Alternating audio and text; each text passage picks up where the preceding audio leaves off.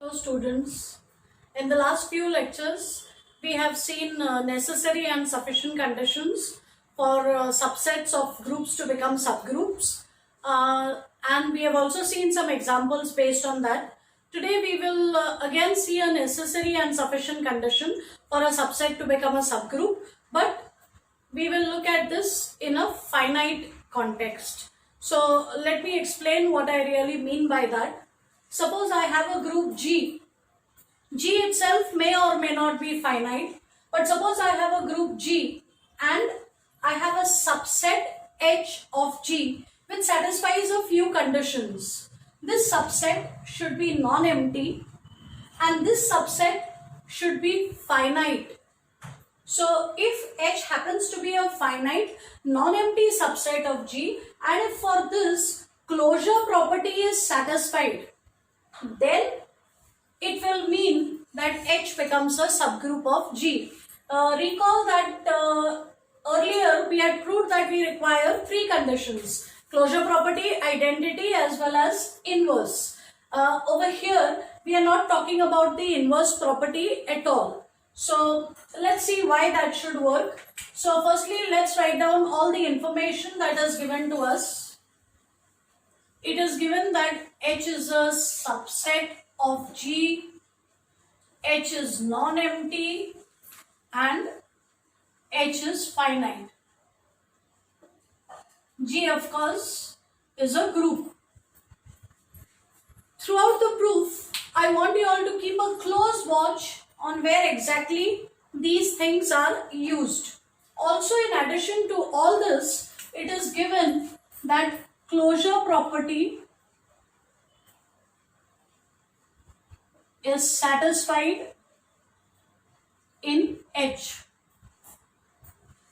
When we say that H is closed under the binary operation of G, it means that star is a binary operation on H also, or in other words, closure property is satisfied in H. So I have a group G and I have a subset H of G which satisfies a few conditions. It is not empty, it is finite, and closure property is satisfied for H. And our aim is to prove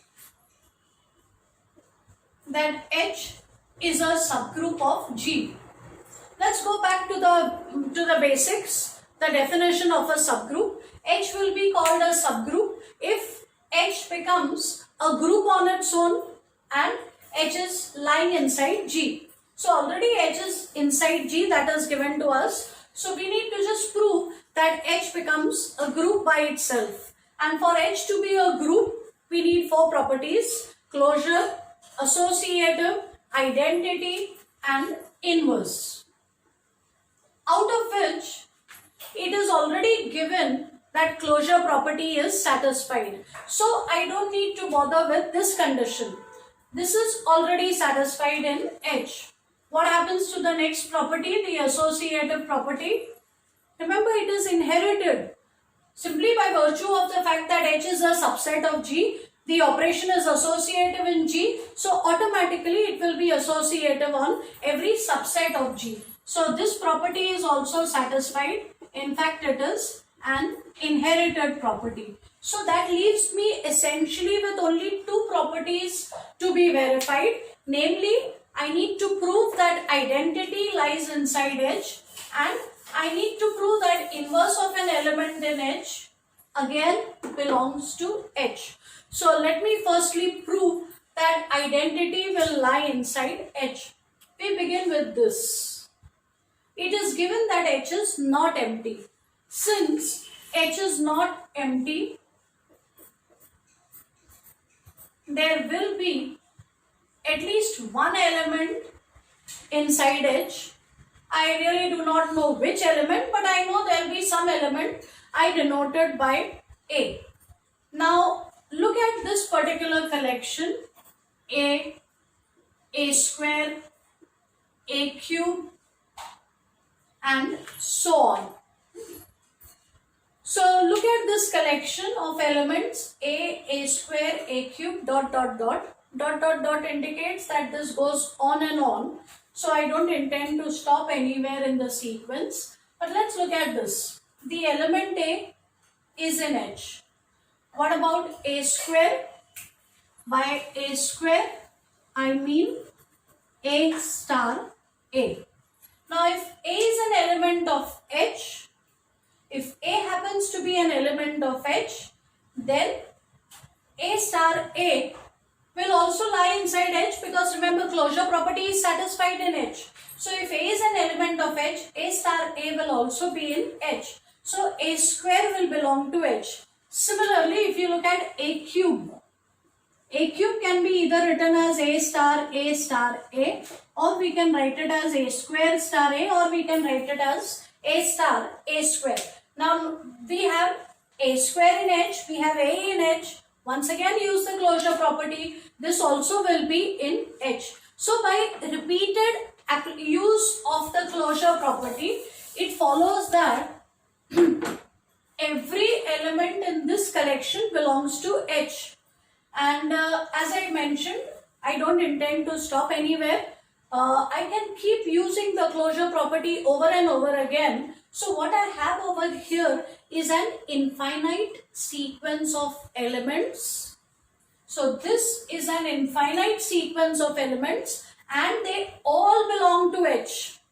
Okay. This over here is an infinite sequence of elements and all these elements lie inside H. So here I have a little bit of a problem, because if all these elements, if all of them are distinct, then we are in serious trouble. Why is that so? Because remember, there are infinitely many of them. If they are all different, when we write the elements in a set, we don't repeat the elements. So if all of them were different and they all belong to H, then H will have infinitely many elements. But that will be a contradiction to our assumption that H is finite. So obviously, all elements in this collection cannot be distinct. So not all elements in this collection are distinct. So somewhere there has to be a repetition.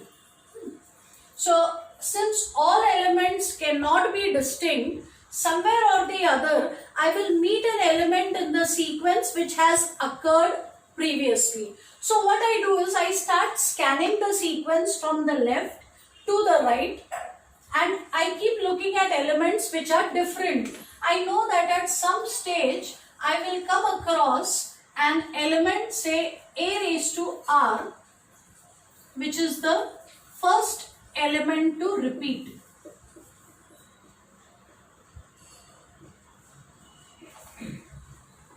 That means in this sequence, all the elements prior to this, are distinct, and there is some element over here which is the first one to repeat. The element just before that will be A raised to R minus 1.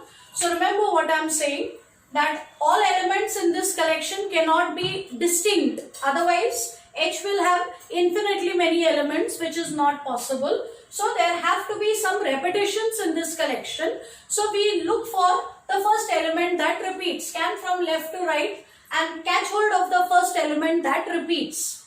Now, if this element, that means all elements before that, prior to that, are going to be different. So these elements are all distinct and this is the first one that is going to repeat. Now when I say it is going to repeat, it means it is going to be equal to one of the elements.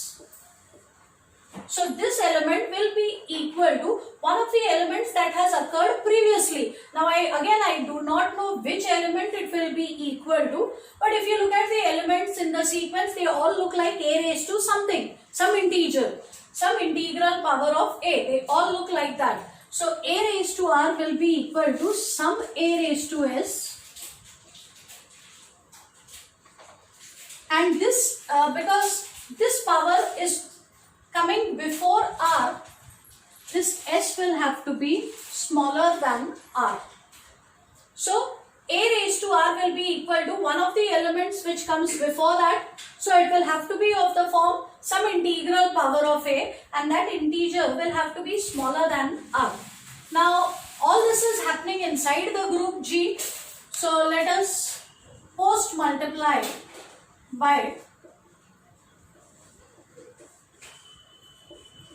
inverse of a raised to s. And as I mentioned earlier, the advantage with this inverse notation is that you can freely use laws of indices. So if I use laws of indices on the left hand side, I'll get a raised to r minus s, and element times its inverse will be equal to e. And notice that because r is greater than s or s is smaller than r, this r minus s is going to be a positive integer. So this power r minus s is a positive integer. So here what I have is a positive power of a. This is a positive power of a. And where am I going to come across this positive power of a? This positive power of a is going to be somewhere over here. So it is like, it may be somewhere here. So this, because it's a positive power of a, this element belongs to this collection. And because it lies in this collection, as I had mentioned earlier, every element in this collection lies inside H. And this element also happens to be one of the elements in the collection. So this element will also belong to H. But this element is equal to E. Therefore, E will belong to H. So I have proved that identity is there in H. Already closure property was given, associative property was inherited, and we have now proved identity is there in H. So that leaves us with only one very small property. Namely, we will prove that for every element A in H, A inverse is also in H. So just for convenience, when I take an arbitrary element A in H, let me take an element, I'll take A only.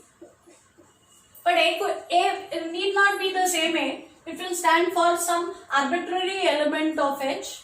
And my aim is to prove that A inverse also lies inside H.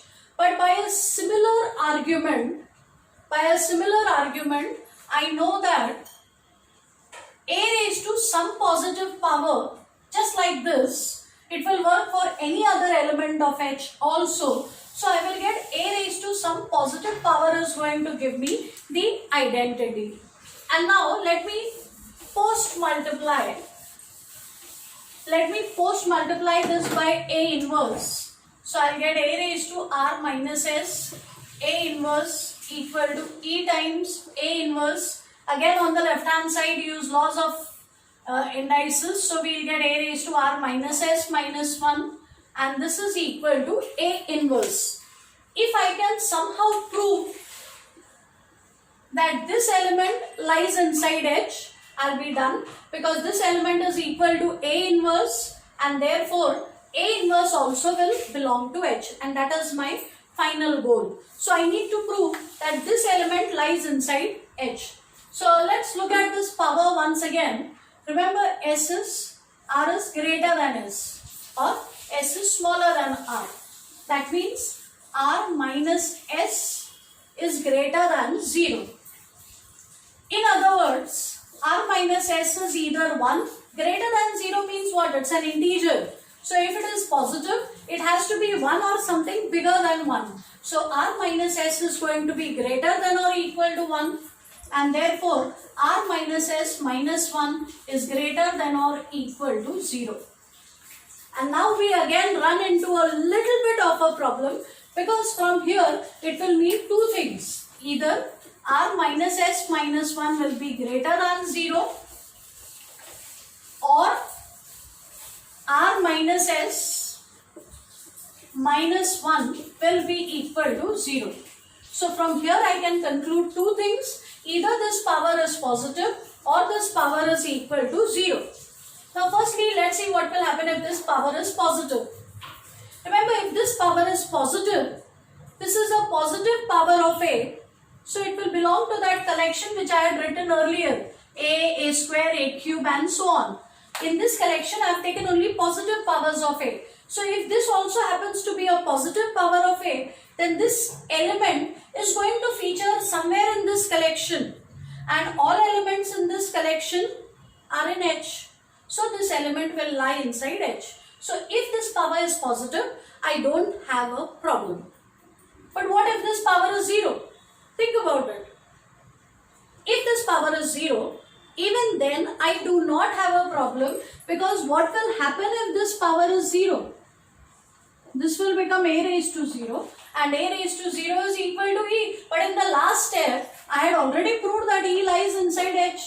So even if straight away this element may not appear to be in this collection, it turns out to be E, and we have already proved that E lies inside H. So even in this case, this element lies inside H. So in both cases, we have succeeded in proving that this element lies inside H, but this element is equal to A inverse. So if A lies inside H, we have proved that A inverse also automatically lies inside H. So in addition, if H is finite, remember it is enough to check the closure property. But again, there is a hidden condition over here. When you say that this set is non-empty, to prove that it is non-empty, the best thing to do is to show that identity lies inside H. We'll do some examples on finding out subgroups of finite groups in the next few lectures. Thank you.